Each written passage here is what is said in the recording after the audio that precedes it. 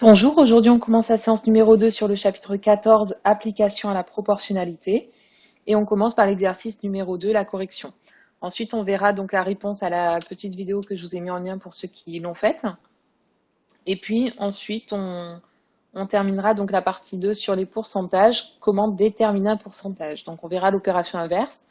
Si on a par exemple une remise en euros et le prix de départ, comment savoir la réduction en pourcentage que l'on a eue.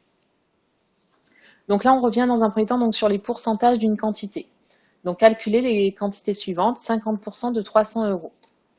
Donc 50% de 300 euros, on a deux possibilités.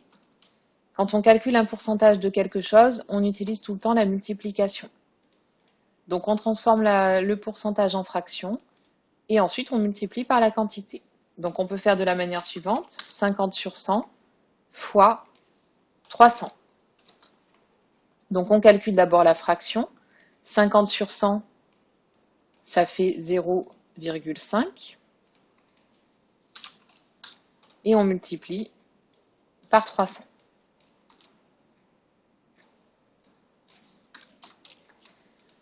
Donc comme je vous ai dit la dernière fois, pour les calculs avec les nombres décimaux, on fait sans les virgules d'abord et sans les zéros, et ensuite on décale la virgule selon le nombre de rangs, selon le nombre de zéros, le nombre de rangs après la virgule. Donc on fait 5 fois 3, 15, on rajoute 2 zéros, 1500, et on décale d'un rang, 150. Donc on obtient égal 150. Donc 50% de 300 euros représente 150 euros. Donc ça, c'est la première méthode. Mais là, elle est un petit peu compliquée pour rien, puisqu'on sait que 50%, ça représente la moitié. La moitié de 300 euros, c'est 150 euros. Donc on aurait pu directement diviser par 2. Et donc on n'oublie pas de conclure, 50% de 300 euros représente 150 euros. On n'oublie pas la conclusion, on rédige toujours sa phrase réponse. Alors je ne le ferai pas moi à chaque fois par contre. Donc je le fais pour le premier, puis après vous savez que vous devez systématiquement donc rédiger une réponse. Donc le deuxième, 20%, alors pareil, on l'avait déjà vu la dernière fois, 20% ça revient à 1 cinquième, et du coup on peut diviser par 5 directement. Sinon on refait la même méthode qu'ici. Donc ça c'était pour le petit 1. Petit 2. On va refaire donc exactement la même méthode, mais juste les chiffres changent. 20% de 50. Donc 20% de 50 euros. On fait 20 divisé par 100 fois 50 euros. 20 divisé par 100, ça fait 0,2. 2 fois 5, 10. Je rajoute un 0, 100. Je décale d'un rang, ça fait 10. Donc ça, c'est la première méthode. Je vais faire en parallèle aussi, on avait vu une deuxième méthode avec les tableaux. Donc on peut utiliser aussi un tableau de proportionnalité. Donc dans ce cas-là, on va mettre la quantité de départ et la quantité finale. La quantité finale, là, la quantité de départ, c'est 50 mégaoctets. Et on va calculer combien ça représente pour 100. Si le total c'est 100, combien ça représente? Je sais que je veux que 20% parmi les 100 au total. Combien ça va représenter sur 50? Je peux donc utiliser le tableau de proportionnalité.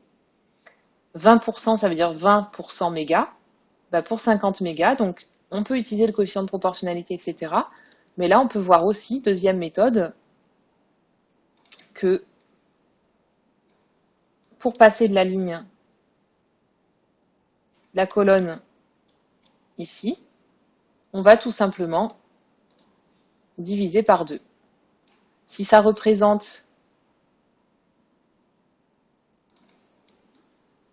20%, bah pour 50, ça va représenter la moitié, donc je trouve directement 10. Donc là, le tableau, en fait, va beaucoup plus vite. Donc là, je vois qu'on fait diviser par 2. Et donc, je fais aussi diviser par 2 en dessous, ici.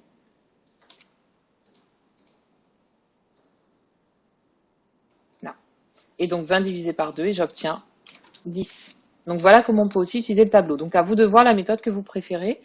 Là, les deux sont assez rapides. Donc petit 3, 200% de 30 litres. Alors ça, on l'a vu la dernière fois, donc 200%, c'est 2 fois plus que 100%. Donc on peut directement faire 30 litres fois 2, et ça fait donc 60 litres. Donc je conclus toujours. 20% de 50 euros représente 10 euros. 200% de 30 litres représente 60 litres. Donc là, je peux directement voir que ça fait x2, ou sinon, comme tout à l'heure, je fais la même chose que ça. Je vais faire 200 sur 100 fois 30. Mais 200 sur 100, je peux simplifier ma fraction, ça fait 2, et finalement, je fais 2 fois 30. Et 2 fois 30, ça fait bien 60. Donc j'obtiens bien de la même manière 60. Donc là, la deuxième méthode va plus vite. Si on sait déjà que 200% c'est x2, ça évite le détail des calculs ici. Et enfin, le petit 4, 12% de 40 km. Donc là, on a des chiffres compliqués, donc il vaut mieux utiliser la première méthode de calcul directement. Donc je fais 12 sur 100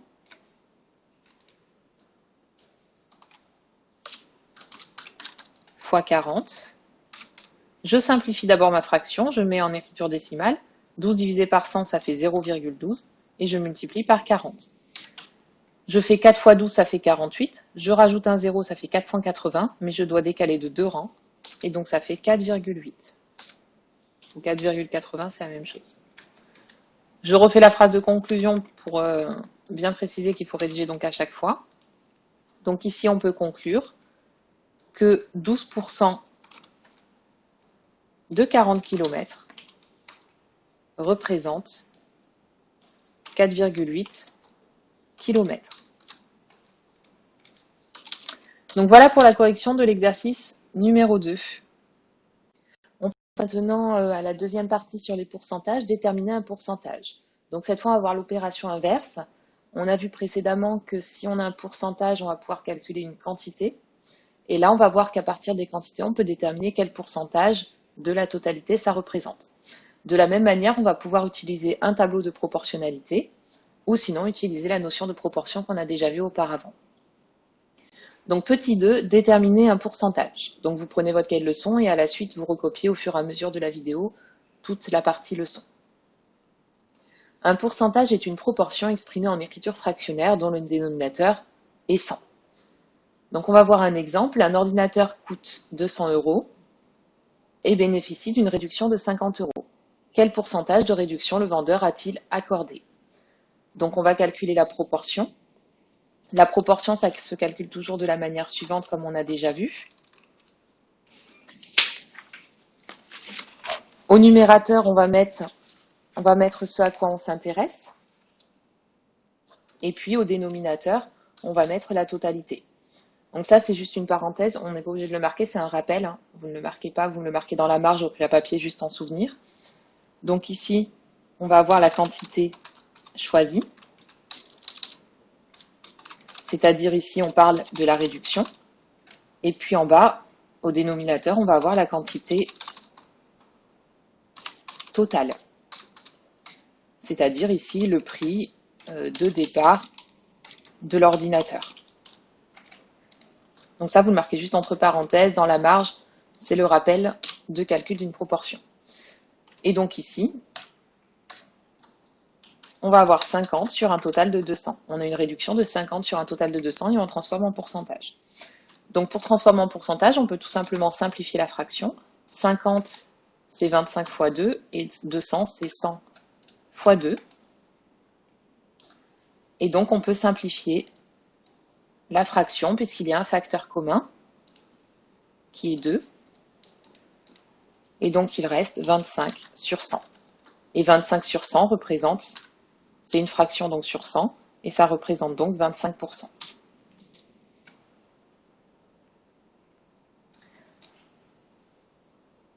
Donc ça, je rappelle, c'est une parenthèse, vous marquez juste dans la marge si vous en souvenez pas. Et là, c'est la première méthode. Deuxième méthode, on va pouvoir utiliser un tableau de proportionnalité comme dans la partie 1. Donc on va comparer donc, le prix de départ et le montant de la réduction. Ces deux grandeurs sont proportionnelles l'une par rapport à l'autre. Donc ici, on va marquer le prix de départ dans la première ligne et dans la deuxième ligne, le montant de la réduction.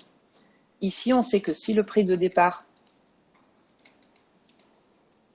c'est 200 €, alors la réduction sera de 50 €.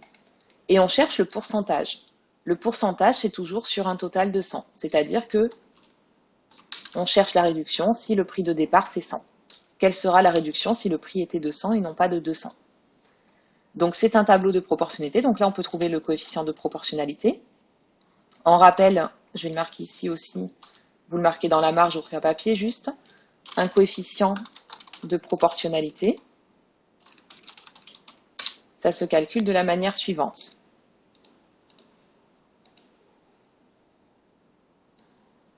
La ligne 2 divisée par la ligne 1.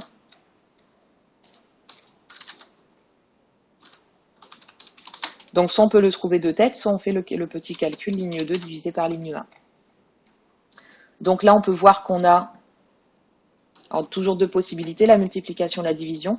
Là, on peut voir qu'on a divisé par 4. 200 divisé par 4, ça fait 50. Et on va chercher sinon le coefficient de proportionnalité, donc sous forme de fraction. Donc c'est 50 sur 200. Et si on simplifie, on obtient un quart. Un quart qu'on peut représenter aussi sous forme décimale, 0,25, ou encore sous forme de fraction sur 100, 25 sur 100. Et on retrouve ce 25% justement. Donc là, on obtient fois 50 sur 200. Donc je répète qu'on peut écrire sous forme soit de fraction simplifiée, soit de fraction sur 100, soit de division, etc. Plusieurs possibilités. Et donc on calcule. 200 divisé par 4, ça fait 50. Et on fait la même chose avec 100. 100 divisé par 4 et on obtient 25. Donc ici, on va détailler quand même le calcul. Donc 200 divisé par 4. Divisé par 4, c'est le calcul qu'on fait pour passer de la ligne 2 à la ligne 1. Et on obtient 25.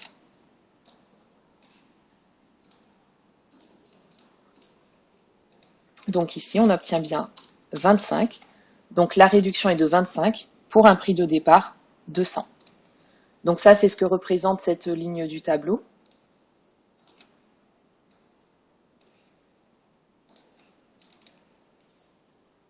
Le pourcentage de réduction représente le montant de la réduction, c'est-à-dire en euros. Quand on parle de montant, c'est en euros. Quand on parle de pourcentage, c'est en pourcent. Pour un prix de départ de 100 €. Pourcent, c'est tout le temps pour 100 €.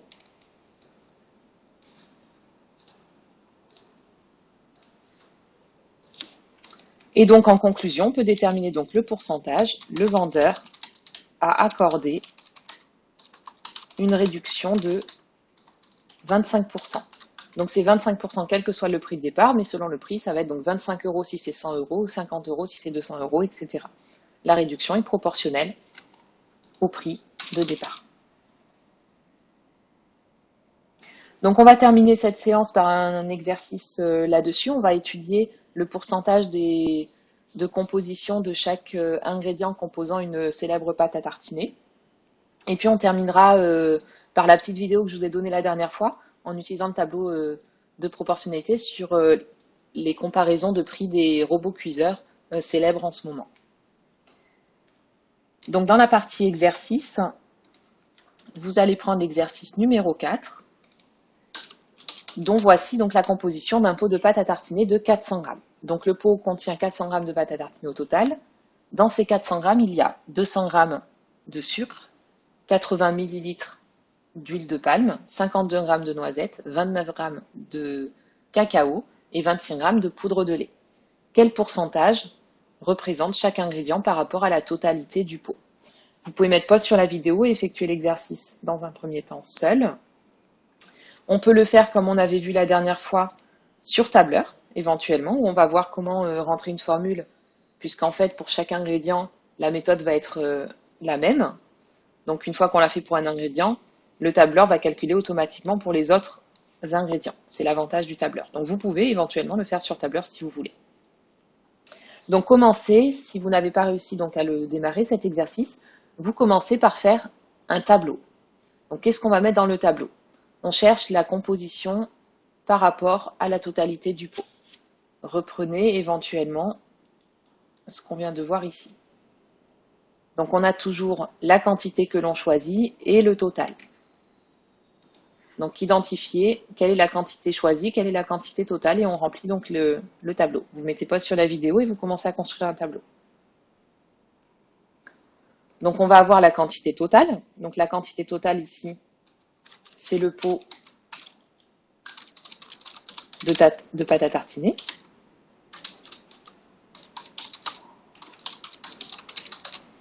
Et puis la quantité choisie, donc là ça va changer selon celui qu'on calcule, ça va être la quantité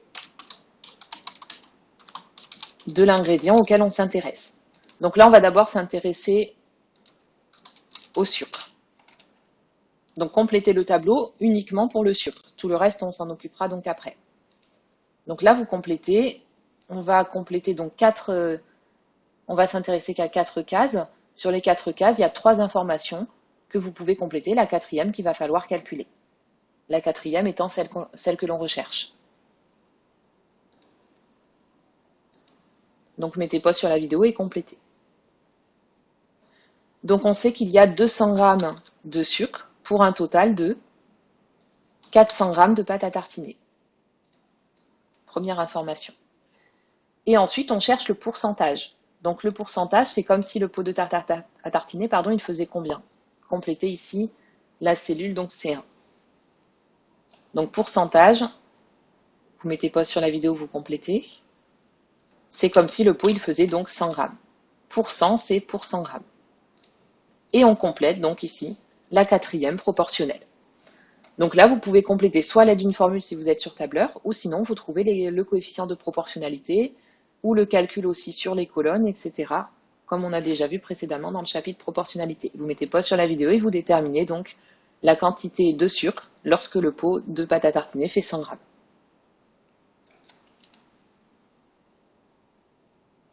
Donc là, plusieurs méthodes. Donc je vais reproduire ici le tableau. Donc continuez à chercher à marquer les calculs. Si vous avez terminé pour le sucre, vous pouvez faire les autres.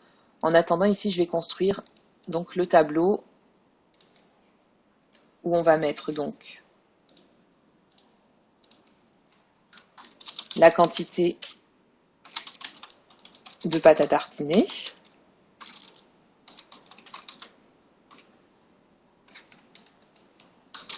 Et la quantité de l'ingrédient. Alors juste ici, on peut considérer que, comme c'est pas la même unité, 80 ml d'huile, c'est à peu près, ça correspond à peu près à 80 grammes. Donc on peut laisser en grammes, ça représente à peu près la même chose. C'est un peu plus lourd, l'huile, mais on peut considérer que c'est à peu près la même chose.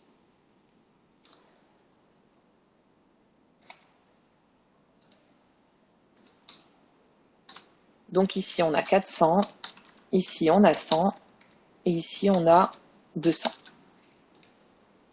Donc vous pouvez calculer dans un premier temps le coefficient de proportionnalité. Je rappelle que le coefficient de proportionnalité, c'est ligne 2 divisé par la ligne 1. Donc compléter ici, ligne 2 divisé par ligne 1, il y a une colonne complète qu'on connaît, on peut donc remplacer. Vous mettez pause sur la vidéo et vous calculez ce coefficient, même si vous ne l'aviez pas fait, si vous avez trouvé une autre méthode, faites-le quand même, ça permet de réviser les coefficients de proportionnalité. Donc on obtient 200 sur 400, et vous simplifiez la fraction. Vous mettez pause sur la vidéo si vous n'aviez pas trouvé une fraction simplifiée, et on obtient 1/2, et on peut l'écrire aussi sous forme décimale. Vous mettez pause sur la vidéo et déterminez l'écriture décimale de ce nombre, et on obtient 0,5. Et on peut même le transformer, ce nombre, en pourcentage, c'est-à-dire en fraction sur 100. Donc même chose, vous mettez pause sur la vidéo et vous complétez. combien sur 100, à combien sur 100 ça représente. Donc ici, on voit qu'on fait 2 fois 50. Donc là, on va faire aussi 1 fois 50. Donc compléter, et on obtient 50%. Pour déterminer le pourcentage, on peut aussi lire les centièmes. Là, on peut mettre que c'est 0,50 et les pourcents, c'est comme les centièmes ici. Donc ici, le coefficient, on peut compléter le tableau.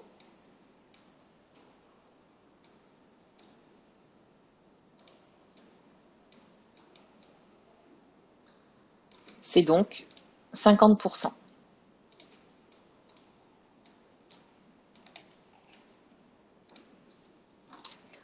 Donc on multiplie par 50 sur 100, ce qui revient, on avait déjà vu 50%, ça revient à diviser par, vous pouvez compléter en division aussi, c'est un demi, donc ça revient à diviser par 2.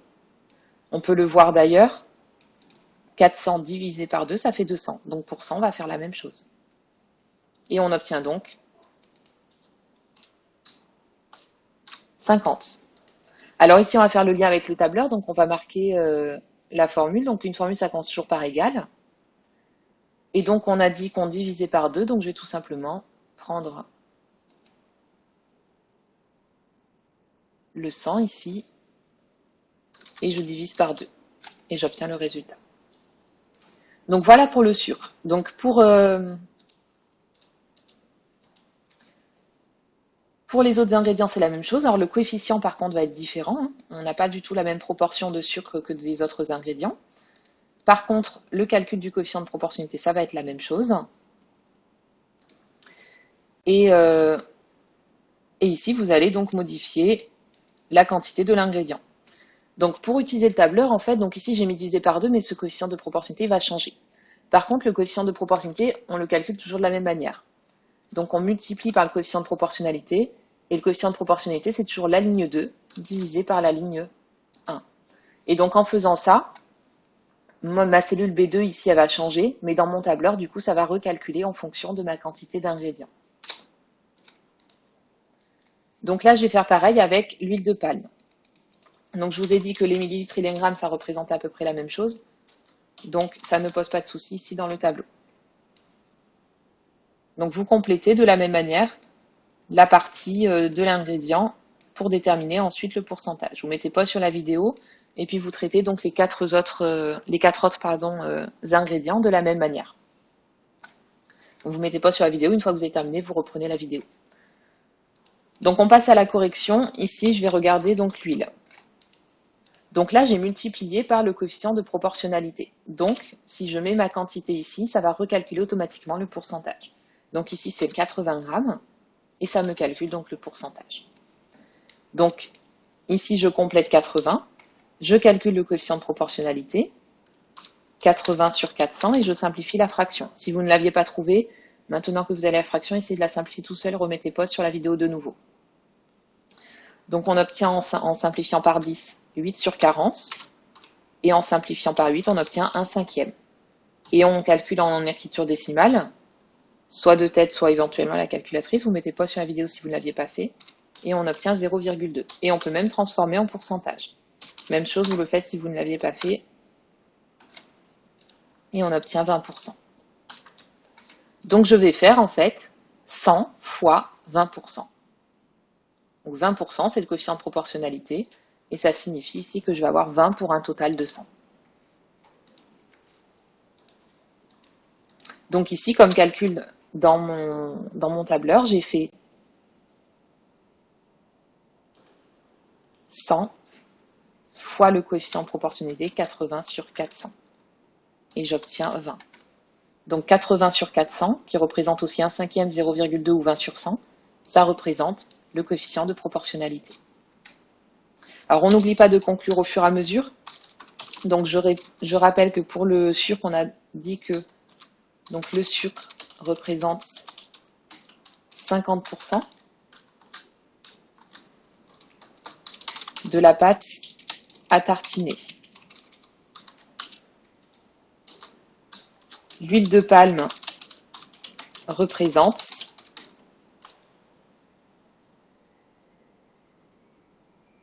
20% de la pâte à tartiner. Et on fait la même chose donc pour tous les autres ingrédients. Donc on passe directement à la correction. Vous avez normalement mis pause sur la vidéo et vous avez fait donc tout le reste. Donc les noisettes, ça représente 52 grammes. Donc ici, j'ai juste changé mon ingrédient, 52, et ça calcule le pourcentage. Donc je recalcule le coefficient de proportionnalité, qui est cette fois de 52 sur un total de 400. Et je simplifie, je peux simplifier par 2. Donc 26 sur 200, et je peux encore simplifier par 2, et j'obtiens 13 sur 100, qui représente 13%. Donc je vais faire 100 fois 13%, et je vais obtenir 13. Et vous pouvez compléter ici le coefficient de proportionnalité comme tout à l'heure. Et donc finalement, les noisettes représentent 13% de la pâte à tartiner. À tout moment, n'hésitez pas à mettre pause. La méthode, elle est toujours la même, donc si vous n'aviez pas réussi les exemples précédents, vous mettez pause et vous continuez pour la poudre de cacao et la poudre de lait. Donc là, je ne vais pas redétailler tout le reste. Je vais montrer juste sur le tableur, puisque le tableur ici multiplie par le coefficient de proportionnalité et donc va mettre à jour ce coefficient de proportionnalité. Donc ici, on a le cacao. Le cacao, il représente 29 sur un total de 400. Et donc, on obtient que la poudre de cacao représente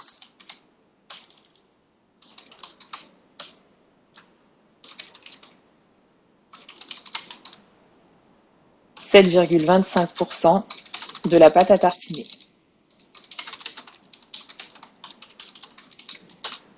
Et enfin, la poudre de lait, elle représente un total de 26 grammes sur un total de 400, ce qui représente 6,25%. Donc la poudre de lait représente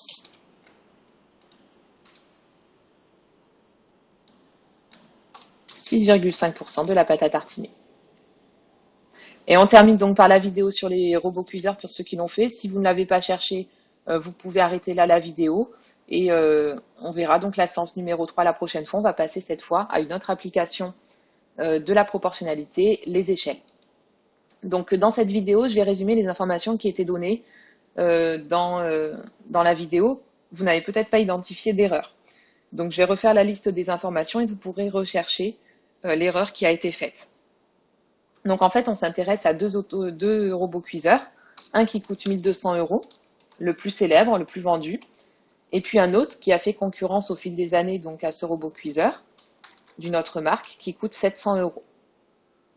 Et en fait, le journaliste dit que ce robot cuiseur à 700 €, il est 30% moins cher que le plus célèbre. Donc, est-ce que 700 € est 30% moins cher que 1200 €?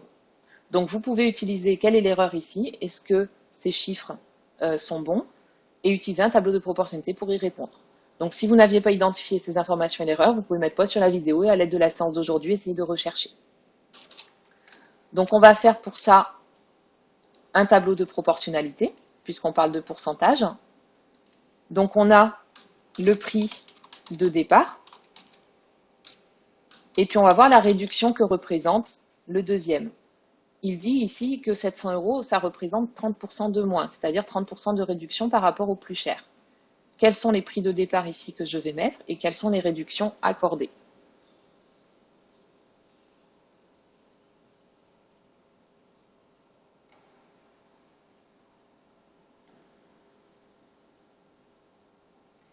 Donc ici, il coûte 700 €. Ça veut dire qu'il coûte 500 € moins cher que le prix de départ de 1200 €.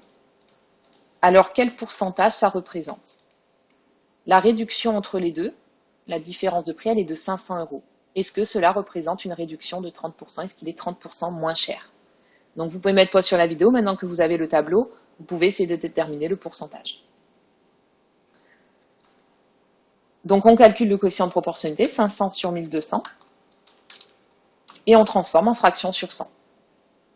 Donc, on peut simplifier, ça fait 5 sur 12.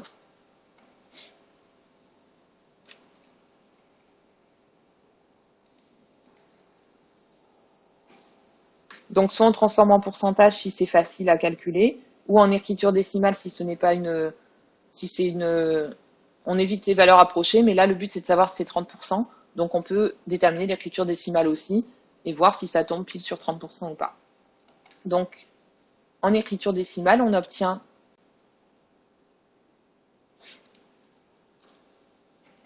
environ 0,42, ce qui représente donc environ 42%. Donc en réalité, le robot cuiseur à 700 € est environ 42% moins cher que le plus célèbre.